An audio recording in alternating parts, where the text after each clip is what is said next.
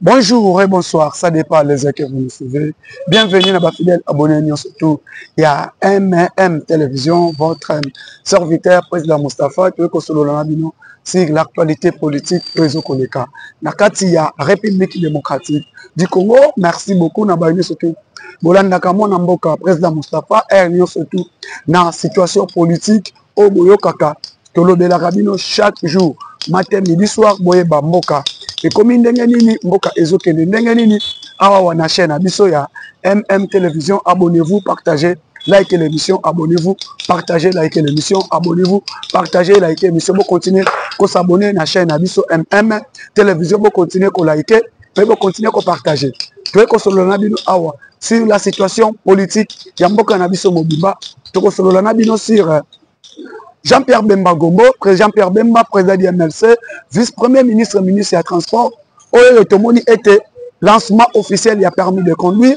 Par rapport à quoi? Parce que Moutuna Moutou Aligné, Abunda par rapport à son bilan, parmi Oyo Bazana institution, Oyo Bazali Banda institution, Oyo Bazana institution, il y a Sénat, il y a Parlement, Moussous Otomoni, Nakati ba cabinet ministériel, comment Jean-Pierre Bemba, que le VPM, il y a transport, Oyo Abunda Pona bilan, par rapport, il y a lancement officiel, il y a permis de conduire. Moko y a permis de conduire, au Tozanango, Moko y a permis de conduire, au Jean-Pierre Bemba, au Yotomoni était à lancer officiellement président de la République devant le président de la République, devant le premier ministre, Oyo, Bazi permis de conduire Nabango. Tokomeka Kosololana Bino, Siriango, Ngai pena lobi ete, Nazokota auto-école, parce que Naye Kolapé Kokumba Mutuka Oza Manuel, na moyeka na kumba automatique, na na kene na bana kumba manuel, on a Jean-Pierre Bemba après ça n'a permis parce que ba permis yango wana nazo kene kozonga auto école rapidement pour finir avec kokumba manuel. Vraiment Jean-Pierre Bemba par rapport à bilan na ye tomoni était lancement officiel, il a permis de conduire. Tomoni yango président azwa qui permis na ye, premier ministre madame la première ministre Judith Soumino Tuluka a récupéré qui permis na ye tomona ki yango. Et nous allons parler sur le lever des immunités parlementaires. Il y a Joseph Kabila. Nous allons parler sur ça. Nakofanda vraiment wana pendant quelques minutes. Boyeba par rapport à lever à immunité parlementaire. Yami Balé, nous allons parler sur M. Katumbira. Mais c'est Katumbira, Yaba Katumbi, Katumbirera. Ça va Katumbirera. Katumbirera, Camerera. Vital Camerera, Rokarigirira. Camerera. Yope, ça va, vous allez bien, M. Camerera. Par rapport, Yaye, M. Katumbira, Oyoyo, Batiko Koufi Sassoni, Bomoni Katumbira, na TV5, télévision, Oyoyo, Alobi, Makambo, Oyo, Bakate, Ezalakate, Nzoka, Netito Fandaka, Katanga, Ezalasuna, Minerete. Moïse Katumbi, Alobi, Minere, Katanga, Ezalakayae. Ba Minere, Nyon, surtout, ya Katanga, Ezalakaya, Moïse Katumbi. Le second Lingini, il faut qu'il n'y ait pas Moïse Katumbi, parce que lui, le propriétaire de tous les minéraux du Katanga. Tokomeka, Kolobelabino Yango, pour comprendre sur cette situation. Et nous allons parler sur visite officielle de la ministre des Affaires étrangères, de la ministre, Madame la Première ministre, chef du gouvernement, Madame la Princesse, la Reine, Judith Soumino Tuluka, qui séjourne actuellement au niveau du Kolwezi. Il a été accueilli bien de foule par population ya Kolwezi, au Bayambi, premier ministre, comme si Jésus-Christ fait son entrée à Jérusalem. La princesse, premier ministre Judith Soumino Tuluka, depuis la ville de Kolwezi, na Moni Bongo, le chargé de mission, l'impeccable Papi, chargé de mission, le président Papi, au Azakuna, na Moni Ludovic Tuluka, au Azakuna, Madame Ludovic Tuluka, au Nani Monsieur Ludovic, au Bazana équipe, il y a premier ministre, au ba accompagné. Princesse Premier ministre depuis ville ya Kolwezi.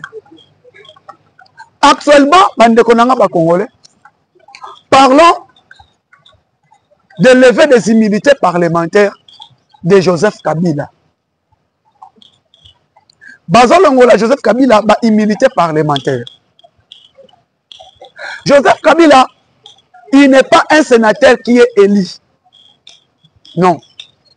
Joseph Kabila n'est pas élu comme président du Sénat, comme sénateur, par rapport aux élections et Salemi Kabila va élire comme sénateur. Joseph Kabila n'est pas élu sénateur. Mais Joseph Kabila est nommé et statué comme sénateur à vie par rapport en respectant le statut de l'ancien président par rapport à la loi et pourtant statut des anciens présidents en 2017. 2017, Basalaka Otobengi, statut des anciens présidents. Ce statut est cause à la trahité. Tu ne peux pas trahir la nation. Quand tu trahis la nation, tu perds tes immunités parlementaires par rapport au statut des anciens présidents. Quand tu fais la haute trahison, au Simbi Minduki, au créer rébellion, tu peux perdre ce statut des anciens présidents. Donc Joseph Kabila est protégé par une loi, non par les immunités parlementaires, il y a constitution d'une élection, Kabila est élu. Non. Mais Joseph Kabila, il y a une loi, et ça l'est mis concernant pourtant le statut des anciens présidents. Les immunités parlementaires de Joseph Kabila, sénateur à vie, c'est une émancipation des statuts de l'ancien président. Donc Kabila a protégé parlant des statuts des anciens présidents. Ce statut des anciens présidents n'est pas sénateur à vie. Ce statut de l'ancien président n'est pas si immunité parlementaire. Mais sur les plans élection, Joseph Kabila, il n'est pas élu comme sénateur. Je pense que tu dois se faire comprendre.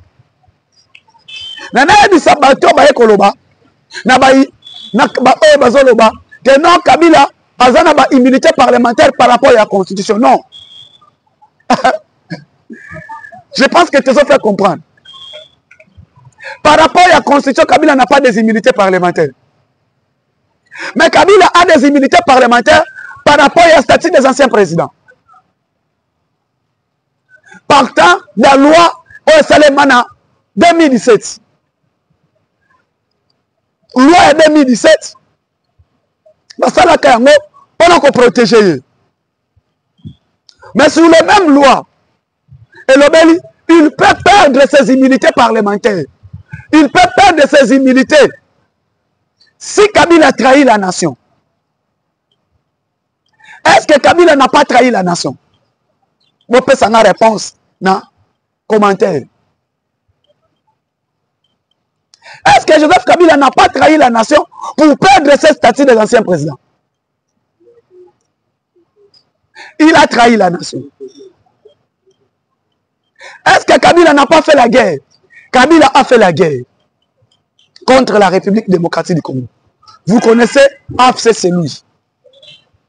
Maintenant, lobby, il a continué sur l'élevé des immunités pour que Kabila puisse perdre ses statuts des anciens présidents. Et ça, en étude du lobby, Tolandi Mwanamboka, plénière et Bandaki lobby, chez le président du Sénat, Jean-Michel Samaloukonde Kengi. Kabila a perdu ses immunités parlementaires des statuts des anciens présidents. Sikoyo, Boye Bisangai, Mabena Biso Ezawapi. Boye Bisangai ke, Yomwana Oyo, Ozofinga Kabila, Ofinga Kabila. Je n'ai jamais insulté. J'ai du respect et la considération sur l'ancien président de la République. Et on a montré que Joseph Kabila respect pour les Kabila il a pesté. Et là, tu vas que Kabila était collègue. Et là, tu vas que Kabila respecté. Kabila respect au Azwaka et pas Inabiso. Bapesa Kayango pas Batumusu soute. N'a respecté que Joseph Kabila Makasi comme ancien président. Et tu considères que Makasi Mututu Ayebi.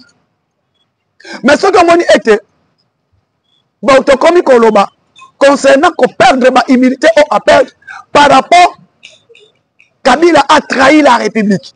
Et pourtant, statut des anciens présidents, Kabila a compris qu'on continue qu'on bénéficier de la immunité parlementaire. Parce que loi wana, la constitution, c'est une loi. C'est une loi organique et Assemblée nationale. Va créer, va côté par rapport à ce qui est conforme à la constitution.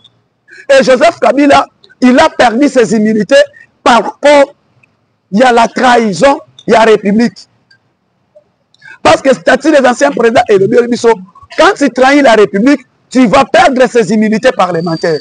Raison pour laquelle Kabila a perdu ses immunités par rapport à la trahison à la République. Il a fait crime de guerre Nakati Mboka. Et crime de guerre au Asali Nakati Mboka et l'autre Wanande et faire perdre ses immunités parlementaires.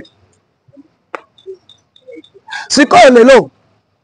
Bon, il y a des que oh non, bolongoli ba immunité Asali nini. Te, bolongoli ba immunité parce qu'Asali guerre. Guerre au Asali.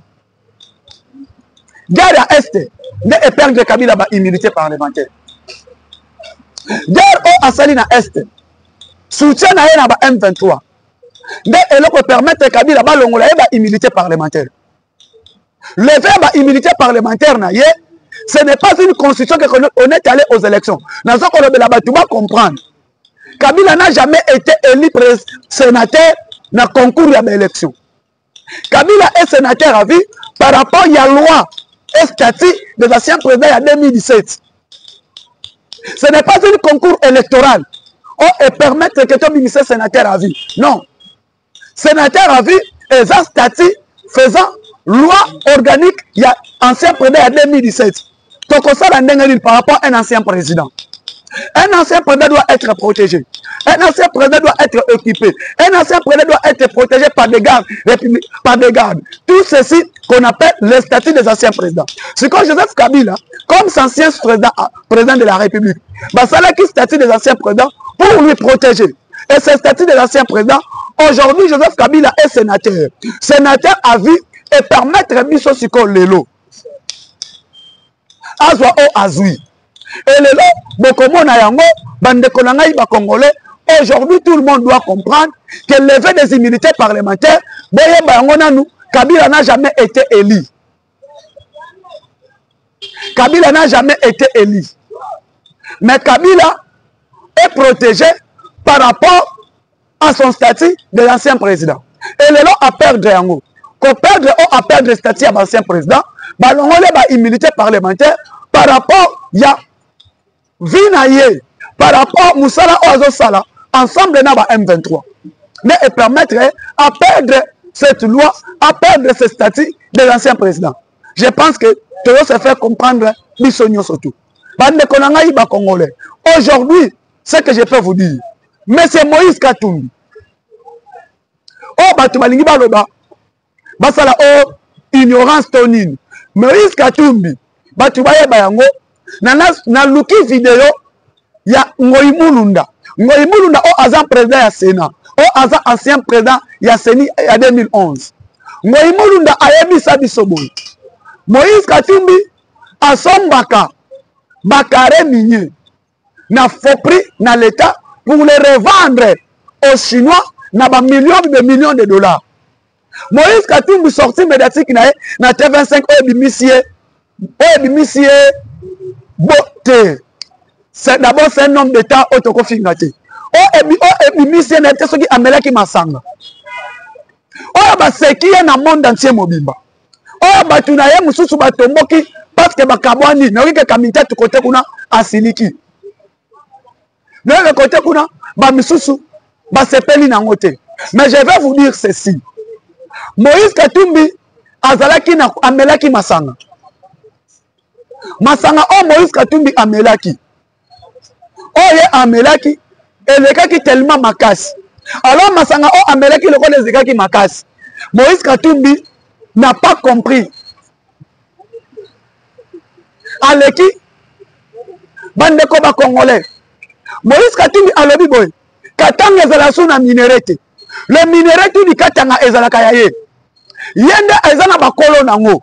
Minerai ya Katanga ezalaka na bakolo nango. Donc pour nous dire, tous les minéraux du Katanga, c'est pour Joseph Kabila et pour Moïse Katumbi. Bangonde bakolo minerai, basomba minerai nyonso ya Katanga. Yango komona, aujourd'hui, lui parlait que non, Tshisekedi et sa famille, bazwa minerai à Congo. Mais na TV5, Moïse Katumbi, balobi était minerai ya Katanga. Nyonso ya Katanga mobimba. Ça appartient à Kabila. Ça appartient à Katumbi et ça appartient à Joseph Kabila. C'est grave. C'est grave. Les minéraux du Katanga, ils ont minéraux à Katumbi. Les minéraux du Katanga, ils ont minéraux à la République démocratique du Congo. Ce qui est à Somba minéraux à Katanga, à commissaire Ngoyaye, bande konanga c'est faux et archi faux. Les minéraux du Katanga, ça n'appartient pas à Moïse Katumbi. Les minéraux du Katanga, ils ont minéraux à bas Congolais. Mais rien à lobby, que minéraux à Katanga, ils ont à bas Kolonango, c'est faux. Aye bisabiso kolo minéraux à Katanga zanani. Kolo minéraux à Katanga zanani. Sortie médiatique na ba Congolais nyon surtout. Et face du monde entier mobimba et ini et ce qui est. Face du monde entier mobimba et ini et ce qui est. Oyo lelo ba fandelie batu bazoloba na ba commentaire o batu balobi par rapport à la sortie médiatique au Moïse Katumbi Sali. Et les gens prennent ça. Ils vont considérer en côté. Et sortie médiatique au yaye. Et ce qui s'y bat. Et puis, et bimisie, mokili mobimba, et ça était mokili mobimba, bah c'est caillé. Et Moïse Katumbi, là où il est, même TV5, oh, ils ont chaîne naïe. Parce que TV5, ils ont chaîne naïe, na chaîne Yakagame. Et le lot, mokili mobimba, et fan de commentaires sur ça. Pourquoi un homme d'État, un politicien renommé comme Moïse Katumbi, il fasse la sortie médiatique qui m'a encore raté. Comme si c'est une sortie médiatique biaisée. Oh, ça a été bassé tout entière. Et Kabila a fini pour lui. Je vais vous dire encore, fini pour Joseph Kabila. Pourquoi j'ai dit Kabila a fini pour lui? Et le monde entier doit comprendre. Congo ya lelo, mokili ya lelo, eza o ya lobité. Ce qui se passe aujourd'hui, dans la classe politique du monde, et ce qui se passe aujourd'hui, les gens doivent comprendre que la situation du Congo, il y a quelqu'un qui vient, qui a intervenu. C'est le Dieu, le Tout-Puissant, maître des temps et des circonstances. C'est quelqu'un qui aime ce pays. C'est quelqu'un que le Congolais faut te payer sa merci. Par rapport à Yanini. Parce que mon côté Andimaki, le lot, République démocratique du Congo, fait voir un interlocuteur, quelqu'un qui peut défendre, quelqu'un qui peut parler du Congo, quelqu'un qui peut s'élever, Achamo Kilimobimba Kao, comme Félix Antoine Tshisekedi Tshilombo. Félix Antoine Tshisekedi Tshilombo. Oyo Asukisi, naba français, naba anglais, naba allemand, naba britannique, bango nyonso tout, basuki. Et que suka o basuki, parce qu'il y a quelqu'un qui est venu, il y a quelqu'un qui est venu, qui a défendu, il y a quelqu'un qui est venu, qui a parlé, il y a quelqu'un qui est venu, qui a dit non. C'est qui? C'est cet homme de Félix Antoine Tshisekedi Tshilombo. Bandeko, Jean-Pierre Bemba Gombo. Quelqu'un qui dit Moutou Ngana Lobi, le lobato Congo Congolais. Si le président Félix Tshisekedi a un allié, c'est cet homme. Jean-Pierre Bemba. Jean-Pierre Bemba est à l'écran des médias. Aloba était Joseph Kabila, Moïse Katumbi, ce monsieur. Il ne sait même pas chanter l'hymne national du Congo. Il ne sait même pas devise de la République démocratique du Congo. Tu vas comprendre qu'il mais le compte X, monde entier mobimba. Oh, balobi était Moïse Katumbi, il n'a jamais été congolais. Balobeli yango bolobate ke nok Bemba qui a dit. Bafandeli yango na TV5. Après sortie médiatique, il y a Moïse Katumbi raté. TV5. Bayako étudier. Balobi Bessé Katumbi. Il ne connaît même pas l'hymne national de RDC. Quelqu'un a une usurpation de l'identité nationale. Moïse Katumbi, il n'a jamais été congolais. Et le lot, a une ignorance pour que Aluka n'y surtout pour la République démocratique du Congo, malheureusement. Malheureusement. Et le lot, bande konanga iba congolais. Et là, comment on a Sabino?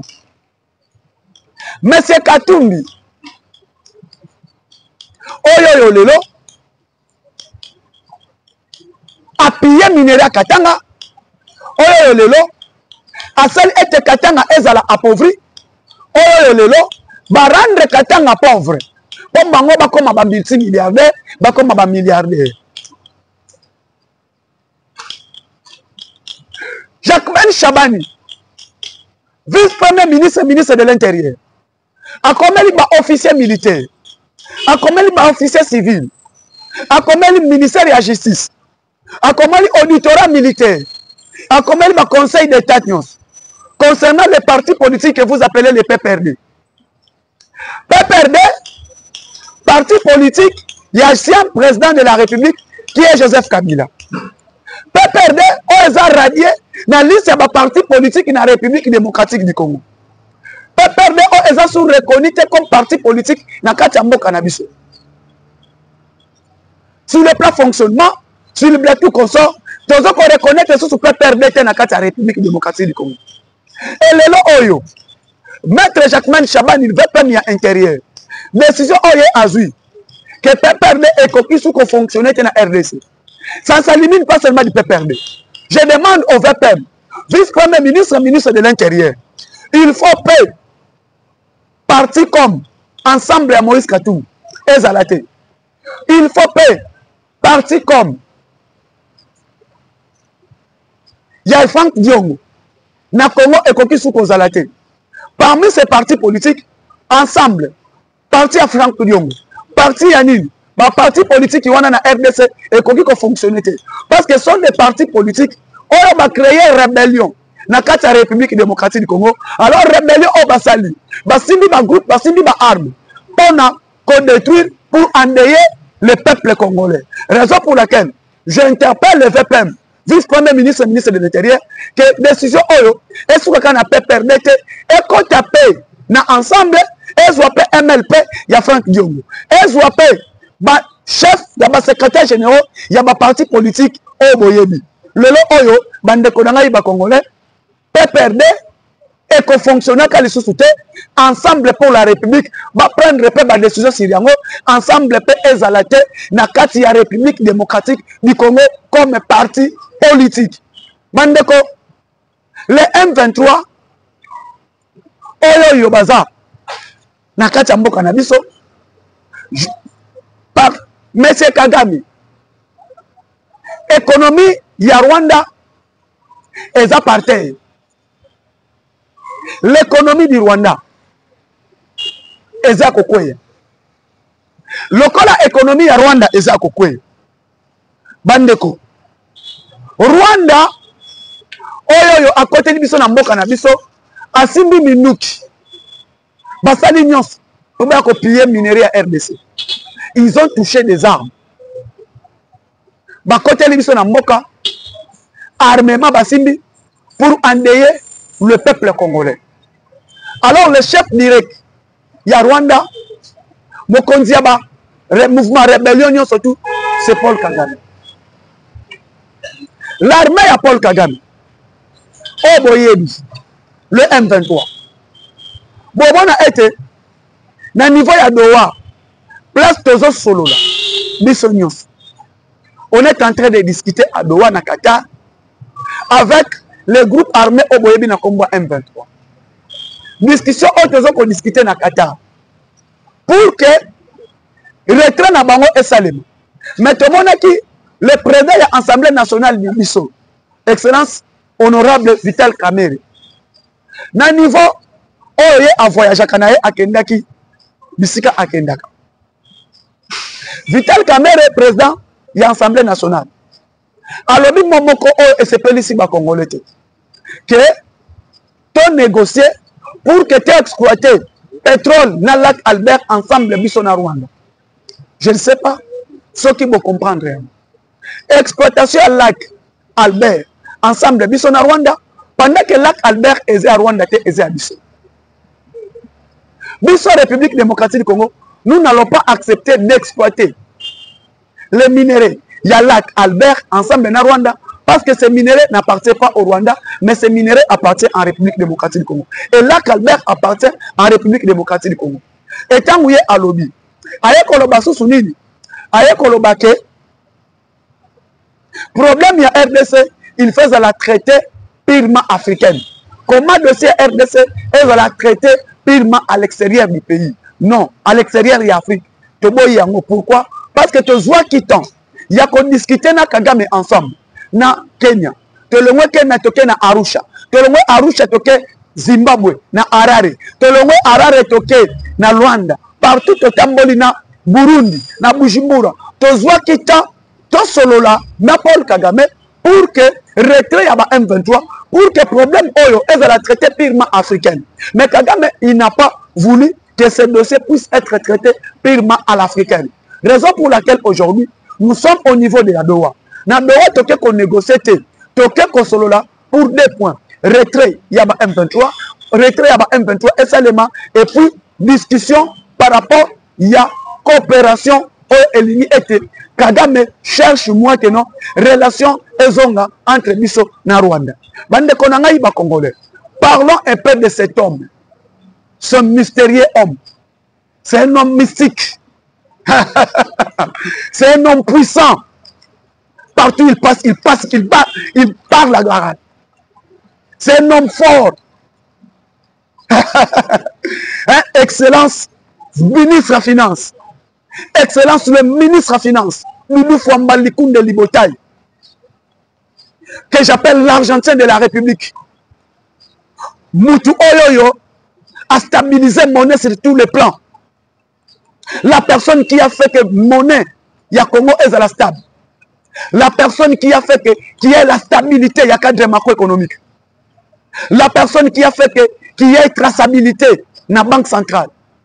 Moutou a négocié, Bissona FMI, relation à la Banque mondiale Ezong. Il s'appelle Doudou Fwamba Likunde Libotaï. Excellence Doudou Fwamba Likunde Libotaï.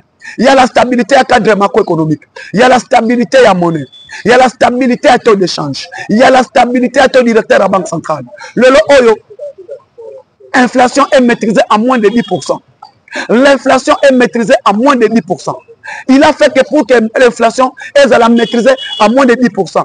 Il s'appelle Doudou Fwamba Likunde Libotaï, Excellence le ministre des Finances. Le Oyo avec Banque mondiale, le Oyo avec l'FMI, Moutounyo so aebi etekeno, relation ezalaki malamouté na FMI, na Banque mondiale. Moutou asali pourquoi il n'y a pas la traçabilité par rapport au niveau de passage de marché, par rapport au niveau de paiement. On payait de gré à gré. On payait les feuilles à l'État dans le téléphone. On payait les feuilles à l'État dans WhatsApp. Mais depuis Doudou Fwamba est là. Premièrement, il a reloué les relations avec l'FMI. Deuxièmement, il a fait qu'avec Banque mondiale, tous en bonne relation. Deuxièmement, traçabilité à niveau, il y a passation, il y a marché et à niveau à paiement. Moutou Asali était Makambwana est à la stable. Il s'appelle Excellence Doudou Fwamba Likunde Libotaï, l'Argentin de la République, il n'est pas que beau. Le lo obande konangai, yakolobate, la stabilité est là. Le lo oyo, solde yaba militaire est payé. Le lo oyo, yakolobelate na niveau mondial. On parle de cet homme qu'on appelle la traçabilité à niveau de marché. Respect à passage de marché. Grâce à cet homme, l'excellence, l'Argentin de la République, le béton en finance publique, que j'appelle Doudou Fwamba Likunde Libotaï. Il n'y a rien à dire avec cet homme. Il n'y a rien à dire avec cet homme. Depuis Azali, stabilité, il y a cadre macroéconomique. Frais alloué, dans le niveau, il y a frais alloués, dans le niveau réserve d'échange, est dépassé de 4 milliards à 12 milliards. Grâce à moi, mobile au Doudou Fwamba. Bon, moi, contrôle au FMI à la Banque mondiale, Tobimi, 3e pays en Afrique. Donc, le dette extérieure, au niveau international, le dette extérieure est quitté à 65%. C'est qui cet homme? Le Doudou Fwamba, l'Argentin de la République. Plusieurs espoirs avec cet homme. Les fonctionnaires ne plairent pas. Depuis qu'il est là, les fonctionnaires ne plairent pas.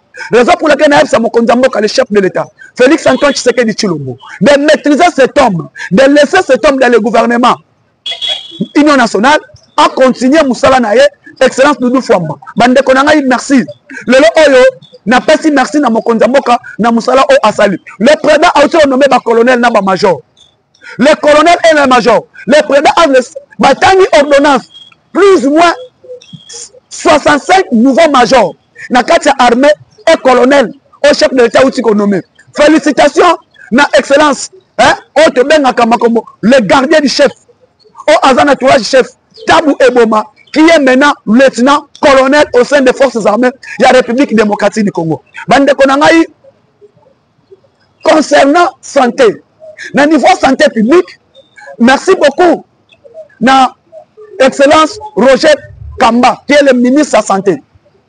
Ministre de la santé depuis Azawana. Asali effort ba marche ezalaki.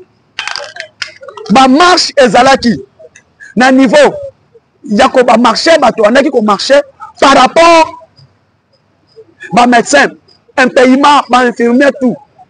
Le lot bakit sur le plan Makambotali prostate, sur le plan Makambotali virus, tous les kits par rapport à la prostate, ministre de la santé publique, excellence Roger Kamba à Longi Yango.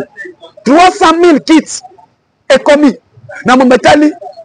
Traitement aux allez causer bateau frein bon belé na niveau il y a prostate le ministre il y a santé Roger Kamba alongi yango na yango mibale le secrétaire général au ministère de la santé ensemble avec le ministre de la santé bon on a été dio ezamalam bon tika la koyoka te ko swana bon tika ko kate ko mbunda bon tika koyoka te détournement bon tika koyoka te conflit entre le secrétaire général et le ministère de la santé.